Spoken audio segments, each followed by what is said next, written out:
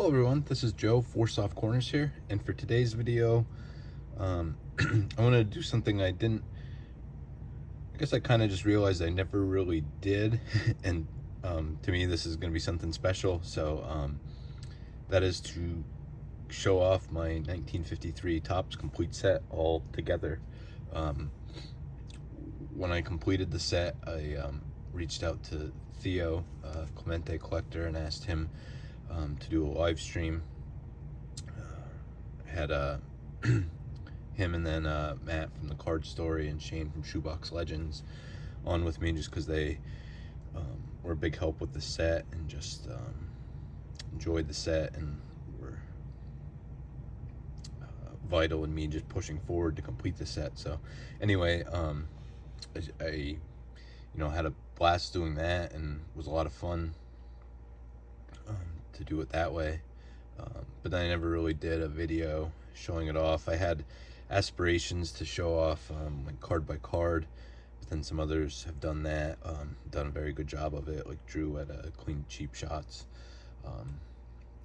So it still might be something, just show card by card, do my take on it at some point. But for now, I just wanted to get this out, and like I said, kind of wanted to do something special because I'm pretty sure I should be releasing this the day I'm shooting this, but it is June 6th, 2024, and this is my 2-year anniversary of making content on YouTube. So I just wanted to, like I said, do something a little special and say thank you to everyone out there that has interacted with me in any way, by watching videos, commenting, liking, subscribing, any of that, and then just appreciative of all that support and all the friendships I've made because of this. So just never in a million years expected to come out with the close friendships I have, but it's really made the hobby just more enjoyable in general, and it's, very cool just to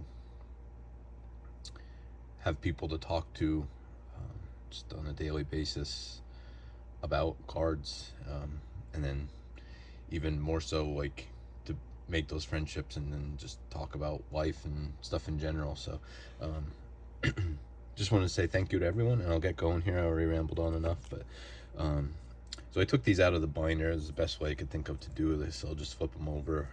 Probably won't talk a lot, maybe just point some things out here or there. I'm sure I'll probably ramble at some point, but just kind of wanted to show the cards. We'll start off with card number 1 in the set is Jackie Robinson, as you see here, and just do it up close. You can tell that's obviously not in that great a condition for a 53 Topps card, and also it's not a original 50. It's a reprint from the 91 Topps archive set, but that's what I use as my placeholder in the binders for the cards that I have graded. So we'll start off with, that is card number 1 in the set. This is my Jackie Robinson. I had to think for a second. Definitely, yes, the only Jackie Robinson I own currently, so very happy it is this one. Just probably one of my favorites of his. And yeah, so that starts off with a bang there. Probably just flip these over to the back quick through each one. At this distance, camera's like a little more than a foot away, so arm length, arm to elbow distance, hand to elbow. If you were seeing these in person or seeing them this way, like, a lot of these are probably in poor to good condition, but the set I think is very forgiving. You have the black and red borders, the black for the National League players, red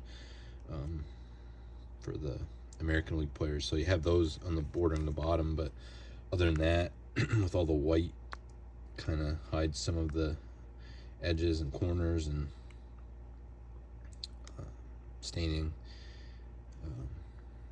So like I said, just kind of made it easier on the eyes to pick some of these up in that condition, easier on the wallet too, to be able to complete it. This is something I definitely never thought I'd be able to do. It was not in my intention. It started with, I'll point out later, one soul card I just picked up in a Twitter stack sale, just to have a representation of a card from the set. And then in the same purchase, ended up picking up some Phillies cards, just to pick up a few more because I love the set and just wanted to have some cards, some examples from the set. And then it just spiraled from there. I told the story many times about one of the big cards, but I'll tell that when we get later near the end. But that's really what kind of propelled into thinking it would be a reality, and just kept going.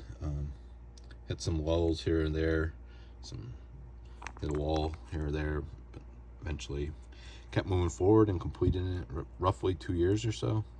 I probably will upgrade. Like, this is just Eddie Pellegrini here. Will not be difficult to, a couple bucks to be able to find a replacement. So I might have to go through some of the ones that have back damage to this extent. There's a couple of them. I mean, I just picked these up because I think from my one LCS, those are maybe like $1.50 or something like that. So if I was able to complete any cards for that cheap, I just went with it. Figured I'd deal with it later. So have not gone through this for a while, so this is just fun for me too to go through this. One of my favorite cards in the set here, the Eddie Matthews, and really a card. I mean, I think it's gone up in price. I think when I bought that at a show actually, and there are some surface. There's like a ring on the surface, kind of like an indent, and almost looks like somebody put a cup or something on it. But I think I paid $40 or $50 for that. So, but I know for a while you could probably find ones cheaper online. I don't know for sure what they currently go for, but you know, for most people, they're not going to touch his 52. I know I will never touch his 52 Topps rookie card, last card in the set. So, just a great looking card in general. Definitely my favorite card of him. His 53 Bowman's good as well. But definitely would recommend that as a pretty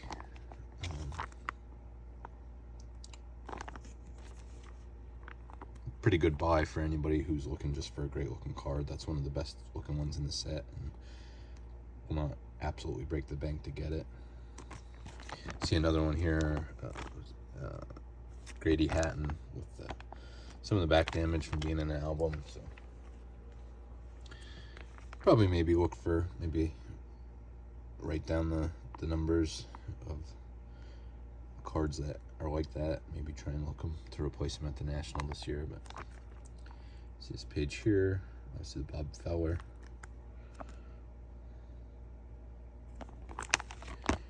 There's another one with some back damage. Frank Campos. So again, it's not too difficult to replace. I may just do that, but again, another two great cards from set here, the early win and the Monty Irvin. Monty Irvin probably being definitely top 5 of my favorite cards in the set. He has a lot of great looking cards across his run, but definitely like that one.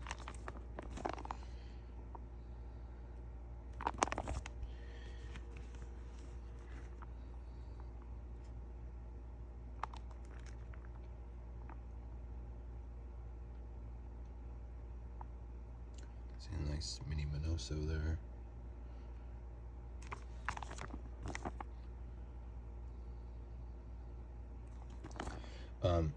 Another thing I just mentioned, like I said, maybe to replace some of those cards. Like I said, maybe try and do that at the National. That's one thing I wanted to point out. I know not everybody will be going there, but just really any bigger show. I mean,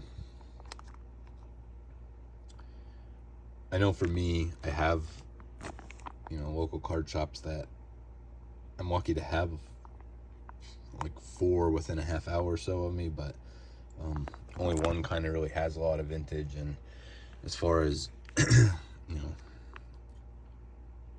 decent low cost options there, especially from like this set, that was one of the first places I really picked up a bulk amount of them. So places like that are not that plentiful for most, like I said, for me including. Just break for a second here. You can see obviously that mantle. I guess we'll leave it on. Leave that there for a second. So here's my mantle and an authentic. This was the last card I needed to pick up to complete the set. Kind of aspirations to pick up, a 1 or something in some better condition, but just the price that this was at already, I kind of just steered headlong into my kind of whole reason, or one of the factors behind starting my channel, where I guess kind of what a lot of my content early on was about, was just appreciating cards in any condition and just wanting to own the card. So seeing how expensive this was already, I was happy to have it in this condition and just appreciate the story that is likely behind this card. It's folded at least 4 to maybe 6, 8 ways, so I feel like that card definitely was in the pocket of a kid in the 50s for a great deal of time. So just actually very happy with that copy. So you can see another, and this is actually the Billy Martin. So we'll see. Don't know if I'll upgrade all of them like that or not. I definitely kind of like, I have them in the binder already, but a fair amount of the ones where you saw like where it was glued in like along the edge going straight up, it cut off the number. So I know it's already bindered and don't really have to worry about that, but maybe would definitely replace some of the ones that are missing the numbers, just because it's easier to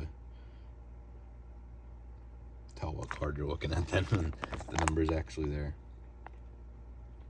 But anyway, I was saying, so I know it was big for me. Even my I have one local card show that's every month or so at a mall, but again, maybe usually 2 or so vintage dealers there, and most do not have a huge inventory of stuff from sets, especially older sets like this. So it was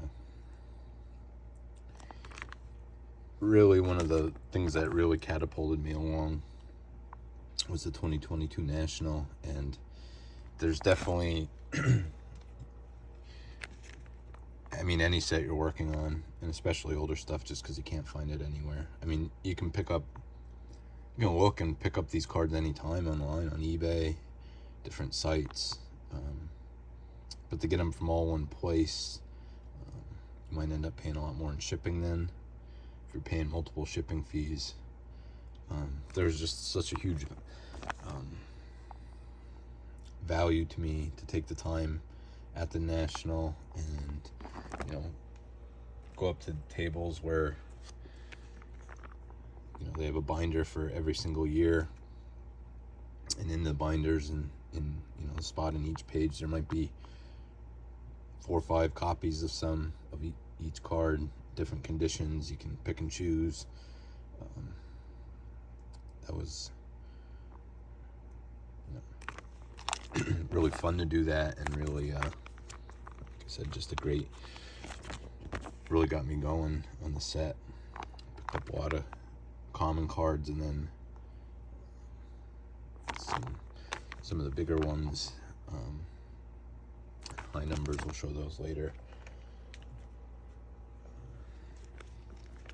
specifically 2 of those cards that ended up with. But yeah, so just kind of a tip. Like I said, may not be the National, but Philly show, Dallas card show, any of these somewhat bigger shows, or just somewhere there's going to be dealers that just ones that have just tables and of all the different binders, and pull up a chair and sit down and start going through. It'll definitely be worth your time, I believe. And like I said, it's nice to, I was pretty much picking these cards up in almost any condition. But if you're more sensitive to certain things, like you're looking for well centered, or corners have to be nice, or no writing, I mean, it's really a lot easier to do in person.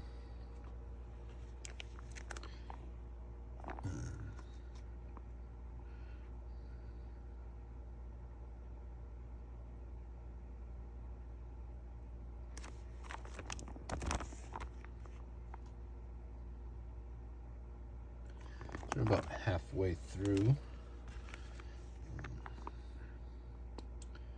you're seeing this page, the worn spawn, so show that off in a second here.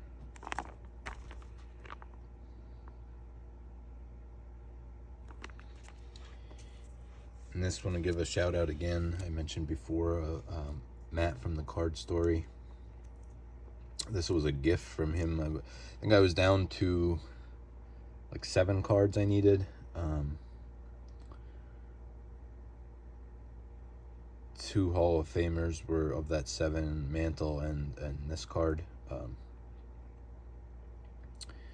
And he knew I needed it yet, and just reached out and said, don't pick one up, I have one coming your way. So that was just amazing. Still so appreciative of that generosity and just of the friendship, Matt. So thank you again. Love this card. There's that one. Take a quick sip of water.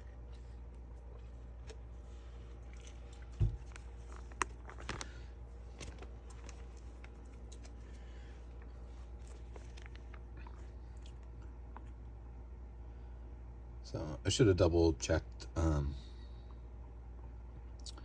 give you some stats, but 280 cards in the set. 274 cards in the set, but the set is numbered up to 280. There's 6 missing cards. That's one thing I wanted to mention too. I believe there was an old letter in the Topps archives or something that was found that mentioned the most likely 6 names that were missing. I know whoever's was one of them. I can't remember the rest. Like I said, I should have checked, but what I do know is none of them were Hall of Famers or even really big stars at all. And it's always fun to kind of speculate or just say what would be your favorite players that aren't in the set that if you could add in. Definitely number 1 for me is Stan Musial.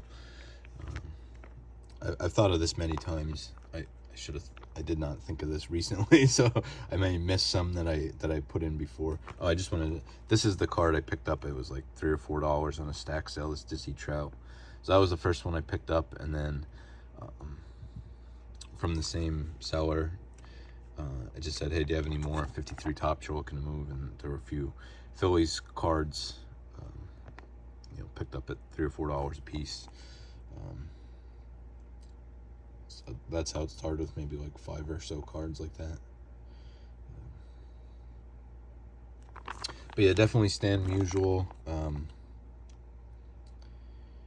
Duke Snyder, Larry Doby. Let's see, that's 3. For me, I mean, just in general, I think they would make most people's list, but definitely being a Phillies fan, Richie Ashburn and Robin Roberts. Trying to think. I know I usually had like a definite top 6. I know those 5 are for sure. I have to think for a second here on who my other addition most likely would have been.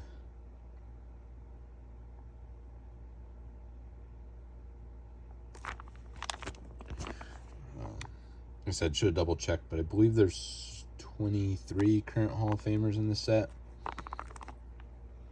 No Hall of Fame rookie cards. I'll show you later in the high numbers what I would think would be the closest players to maybe possibly ever get in. Don't necessarily think they will, but see a nice rough Kiner there.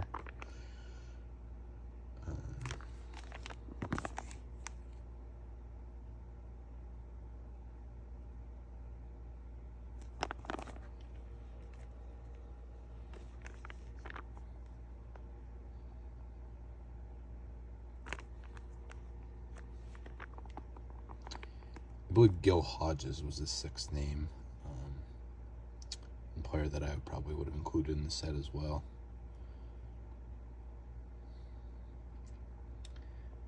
I think for a second. The other 5 I named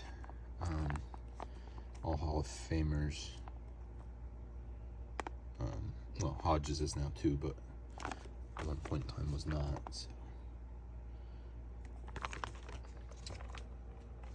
That would probably most likely be my list if I had the option to include the 6 missing cards.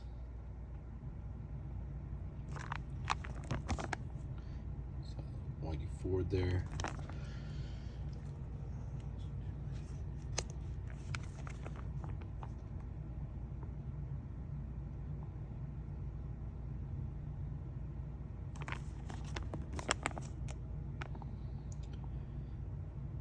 So this will be the last full page from the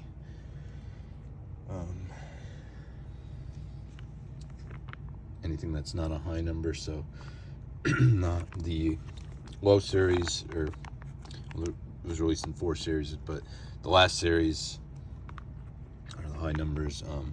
So that starts at 221. So see the top there, the last 4, including the Satchel Paige. White, possibly my favorite card in my collection. Got this one off of ComC, which was able to send some other cards from just some modern stuff and stuff from sets that I wasn't going after any longer. Kind of just sacrificed a lot of stuff to finally finish up this set, and this was one of the, near the end, one of the cards I needed, and was able to sell enough stuff on ComC to find this on there and turn those cards into this. So like I said, definitely one of my favorite cards in my collection, possibly the favorite. You'll see it 221 there. Start with the high numbers. That's another thing I will kind of suggest to not only this, but almost any set. Anytime you see those at any kind of decent deal, do not hesitate, because some of these became very difficult to pick up. Like I said, most of them, there are some rookies in here. Like I said, there's no Hall of Fame rookies at all in the set, but just a couple Hall of Famers in the high series here. This was a very difficult card, this Hal Newhouser. Just do not see many of them. He does not have many cards in general. His Leaf rookie is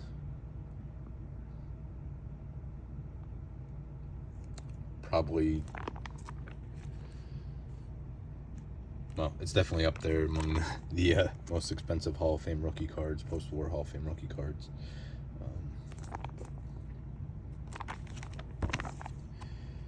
And I think that just kind of just being a short print and his rookie card being expensive, I think kind of just artificially drives the price of this up more. Like I said, he is a Hall of Famer in the high number series here, so that makes sense as well.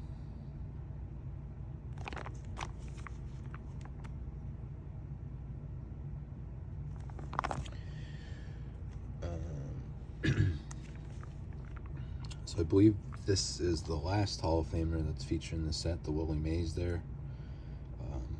And this is the first of the 3, what I would say are probably the 3 biggest rookies. Here's the Roy Face.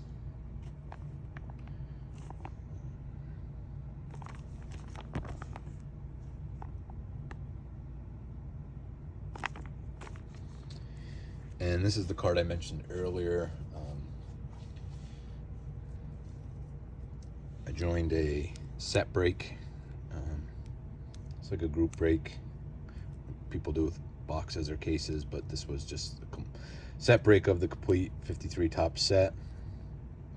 It was in low grade condition, the set, and then you just randomly get spots, and however it lines up with a randomizer, you get whatever card ends up next to you. And I bought 3 spots at $15 a piece and was lucky enough to get this one. I don't think truly, that was about probably almost 5 years ago now, but maybe almost, it was very early on in the process of picking any of these cards up, and like I said, still was very much in the mindset that I was just picking this up because it was my favorite set. I thought the best looking set of all time, but really had no intentions of completing it or trying to. And this was one of the cards, once I realized how big of a card it is. I mean, I think it's very borderline between this or the Mantle to be the biggest card in the set. Definitely this being, the high number pushes it up. So yeah, was very lucky to obtain that card, and that was one of the main reasons why I was able to getting that card for what I did. Getting lucky enough to do that was one of the main reasons I was able to complete this. There's a couple of pages left here.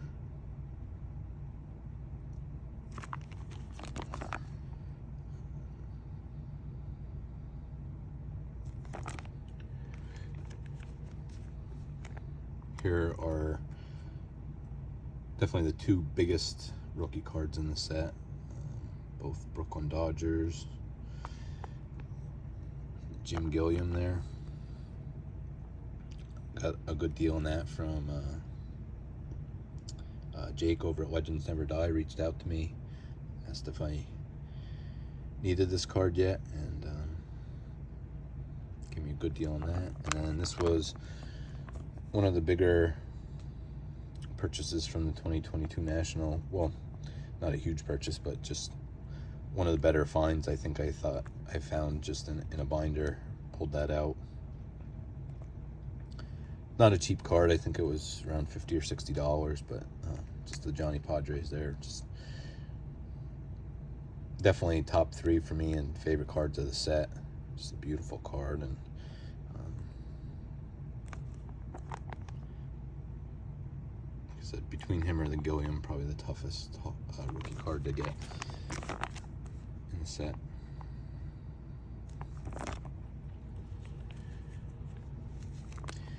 And I misspoke. Well, I guess I could. They're actually 4. The Harvey Haddocks is another. I'm sorry, Eddie's Cardboard Chaos. I don't know why I wasn't thinking about this card, but so I'd say there's 4 main rookie cards. That's definitely one of them as well. And a great looking card.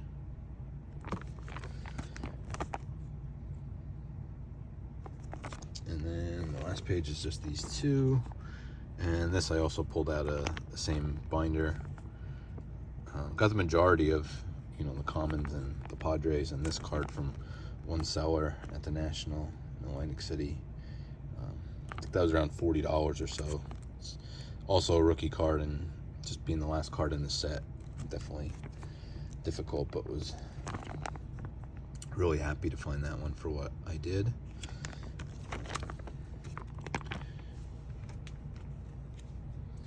And last but not least, just wanted to show this. This I picked up at one of my local card shops. This is not an actual card, just kind of a printout or something there, and pasted on this cardboard. But that is autographed by one of the, not exactly sure how many artists. I believe maybe 5 or 6 artists were used on this set. And this was one of them, Jerry Dvorak. I did cartoons like Casper the Friendly Ghost. I don't remember the other ones off the top of my head, but I believe did the artwork for the Mantle card. I believe Satchel Paige. Not sure what other ones, but found this for like $20 and just thought it was a neat piece to add towards the set. Just autograph one of the artists that worked on the set. So we'll just throw these up here to finish off. Well, last few thoughts. So yeah, anybody, just let me know your thoughts on the set. If you enjoy the set or not. What your favorite cards are. Just really appreciate anybody that stuck on around to watch this. We're over 30 minutes now, and like I said, just big thank you again to anybody in these 2 years since I've been making content that's interacted with me in any way, and just appreciate all the support and all the friendships I've made. So thank you everyone for watching, and just remember, any card can be a great looking card, even if it's 4 soft corners. Thank you.